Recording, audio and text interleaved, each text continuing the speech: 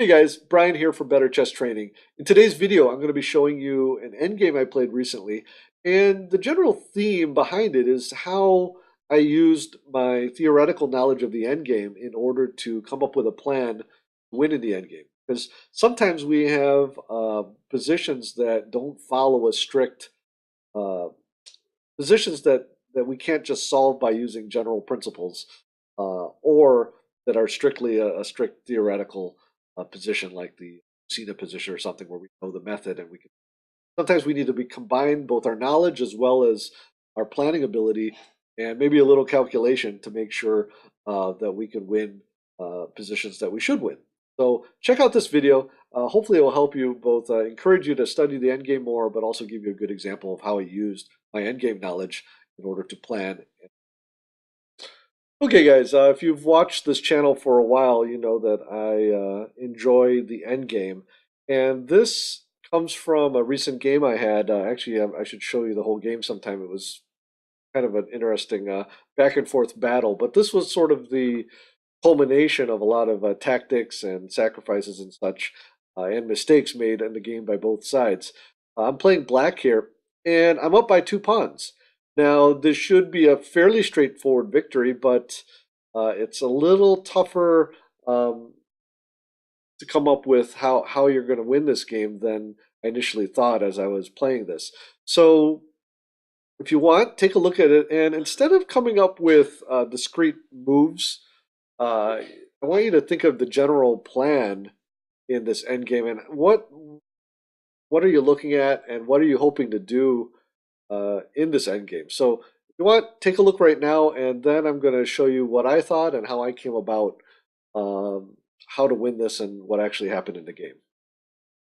Okay, well, the general idea I came up with is not too profound, and that was I want to try to promote this pawn. Um, and this is where general principles and calculation itself don't necessarily work out. I mean, I guess they could, but having a knowledge of what is good and what is bad with specific positions is important. So what I'm going to do here is let's play forward a few moves, and then I'll show you some of the specific endgame theory that I relied on in order to make some decisions. So here with white to move, white gets behind this passed pawn, is a good idea, and I start to advance it. And now the idea here is that I want to bring this pawn all the way up to the 7th rank. And I'll show you in a little bit why that's the case. Okay, so white tries to cut my king off here, and I play this move, h5. And the idea here is that I want to kind of cut off counterplay with these pawns and make sure, just kind of keep this a fixed structure. If he advances it, I'll just take it. And keep that as a non-factor. So sometimes when you have two distinct, there's two wings here, right? There's the king side and the queen side. And so here I do have a pawn majority here. And then over here, I've got this advanced pawn. And interestingly, in and of itself, both of them have some endgame theory attached to them. And again, in a couple moments when I get to the key position, I will show you specifically what I mean. Okay, so here, now he tries to bring his king in, and here I just advance this pawn. Here's the idea, is that eventually if I get this pawn to the 7th rank and his king is not in the right position, I could swing my rook over to give him a check and then advance my pawn to promote it. So my opponent realizes this, so he brings his king back, and I keep moving this pawn forward, starts to threaten to bring the king over. If he has time, he can actually try to get over here and win this pawn. Now here, this is where having these 3 pawns on this side, this would be a winning position, and I think he's realizing that as well. This position is one that is definitely winning, but it is definitely, there's some ways for black to screw it up, which again, I'll show you momentarily. Okay, bring my rook here to the 1st rank. I have to stay in contact here so I don't lose this pawn. And now white makes the correct defensive move. He has to have his king over here on this side, on the g2 square or the h2 square. And again, I'll show you why shortly. Now, here he makes the best move, king to g2. Now, let's say he makes this move instead, and a lot of you may know this tactical trick already, is that now rook to h1 wins, because I'm threatening to promote this pawn, in which case white would have to sacrifice his rook, and that would be an easy victory. Or if white takes, then I have this skewer here with rook to h2 check. Okay, and so that's the first pattern that's good to be aware of in this. But let's get back here. So he did make king to g2 is the correct move here. And now let me show you, let's break off from this particular position, and I'm going to show you the specific theory behind one aspect of this. Okay, here's a position, and in this case it's black to move, but this is a theoretical draw, and it's a well-known one. And the point here is that as long as the white king stays on h2 and g2 to avoid that trick earlier, as well as stays on the second rank, because if he goes to let's make a move here. If white goes to the third rank, then we can hit him with this check, and then we're going to be able to promote our pawn. So as long as he stays on h2 and g2, this is a draw. Let me just show you what I mean. Let's say that when the black king tries to approach the rook, king to h2, and just for the sake of argument, white's just going to shuffle his king back and forth until he needs to do something else. So I bring my king over to attack this rook, and then he just moves his rook away. Okay, and here again I can bring my king over, and now he attacks the rook again. Now here's the point: is that after white tries to protect this pawn so he can move his rook out of the way, then white can just check him because black has nowhere to hide, the black king. So and then after a few checks, can just return here to the A file to keep an eye on this pawn. Okay, so that's the first piece of knowledge that we have to keep in mind in this particular endgame. So let's go back to the game, and I'll show you what happened next. Okay, the other idea here is that at some point I can advance these pawns on the king side and eventually create another passed pawn. However, and I'll show you in a variation a little bit later, that that can be not so great as well. And I'll show you why. But first, let's get to the game. I played f6, and the idea here is to bring my king across along here. Now, I want you to note that, actually, let's go back here. So if I were to say advance this pawn here with g5, okay, then he trades, and let's say again he try to create another passed pawn and he takes.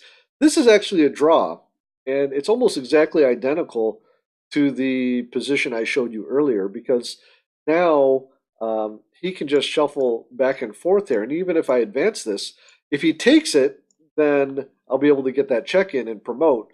But if he doesn't take it, and he just shuffles his rook around, then there's no way for me to make any progress.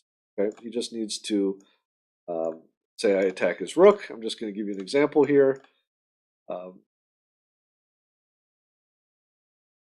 There's no way for me to do anything because this is a rook pawn. There's no place for my king to hide. Okay, and although there's a lot of ways, a lot of calculation that could be done, just knowing that general concept of that particular situation made me realize that I did not want to follow the plan.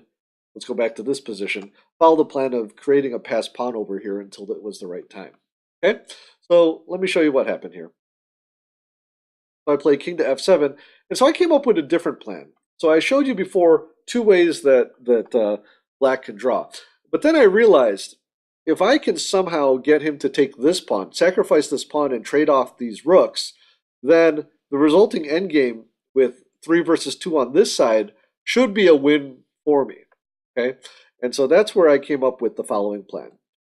He's shuffling his king back and forth, And I'm just going to bring my king over and try to attack his rook. His rook moves. By the way, if you haven't realized already, if at any point he takes this pawn, then I can hit him with this check. And after he takes my rook, I can promote. So I never had to fear him taking that pawn. Okay, so brings his rook to a3, and again I'm just bringing my king in.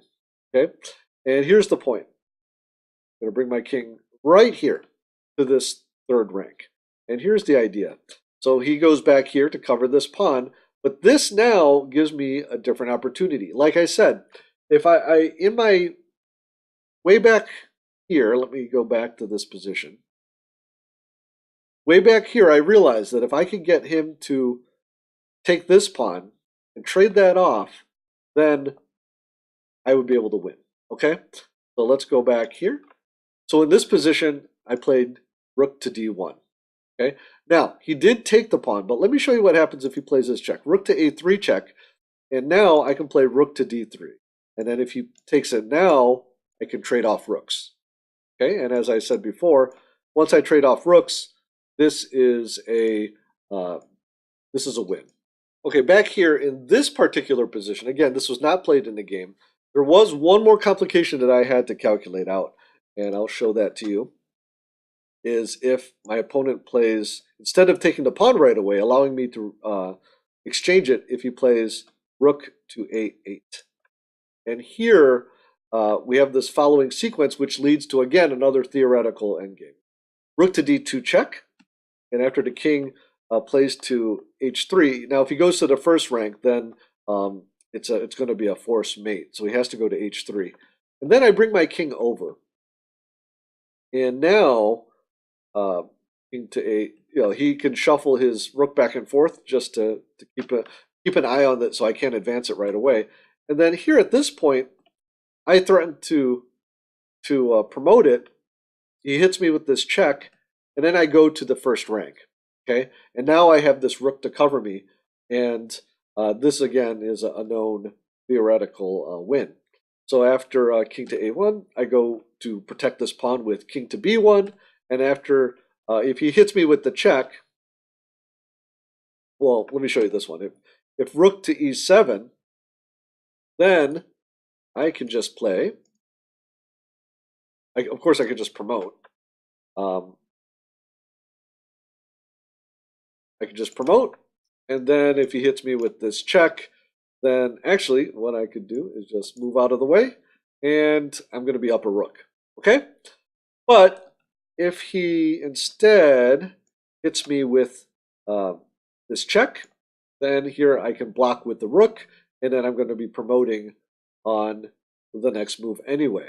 Okay? So that was one way it could have gone. And let's go back to what happened in the game. Okay, from this position, I showed you what happens if he tries to hit me with this check first. Black or a white did take on a2, and now I'm able to trade off rooks. Okay, he takes, I take, and here it really is a matter of technique here, and I'll show you what happened. Bring my king in, and here I take the opposition. He goes this way, and again, I go this way, and then after he goes to a2, I go to g4 to block him off so he can't bring his king here. Bring his king this way, and then I simply bring this pawn up. By the way, here would not be as good to play g5, okay? Because let's say white takes, black takes. Now, this should be a win still, but you just have to be careful here. For example, let's say the king moves and you play, and then white takes. If you make the mistake of taking with the pawn, then this is a draw, because now white can just shuffle his king back and forth, and there is no way to force him out of the corner. Just to go back here, if he takes here, you need to take with the king. And now, after king to g2, you can take the opposition, and after he moves, you can flank him. Okay, again, a well-known thing. So you can see here, and this is kind of the point behind this video, that having this knowledge of the end game, and I guess this is pointed more towards the beginners and intermediate players who maybe haven't studied much of the end game. Having this is really allowing me to do these plans without having to do a lot of deep calculations. I mean, I did do, you have to make sure, the end game is, you do have to calculate in the end game, but sometimes, uh, you know, it's more important to have a good plan and a good way, know where you can get to those points, those theoretical points where you can win, and help you to use that to develop a plan is more important in the end. So let's go back um, to the game. So here, F5 was the move I played, and shuffles his king, and here I advance this pawn. He takes, and here I could have taken either way and probably won, but the easiest way is to take here on h4, locking his king out here. And then here he resigned, but basically I'm going to win this pawn and then advance my pawns, promote one, and then checkmate him eventually. Okay, guys, hopefully that encourages you to work on your endgame a little more. Endgame planning is important, just as it's important in the opening and the middle game. It's not always. Sometimes you're not going to get a straightforward theoretical ending. You can see that this particular game of mine combined a lot of endgame knowledge in order to come up with a plan. So to help you do that, I put some books that I use to study the end game in the description below. But also another great way is to study the end game play of some of the greatest players in history. And so I put a little playlist over here with some great end game videos that I've made in the past. And enjoy them, and good luck with your chess.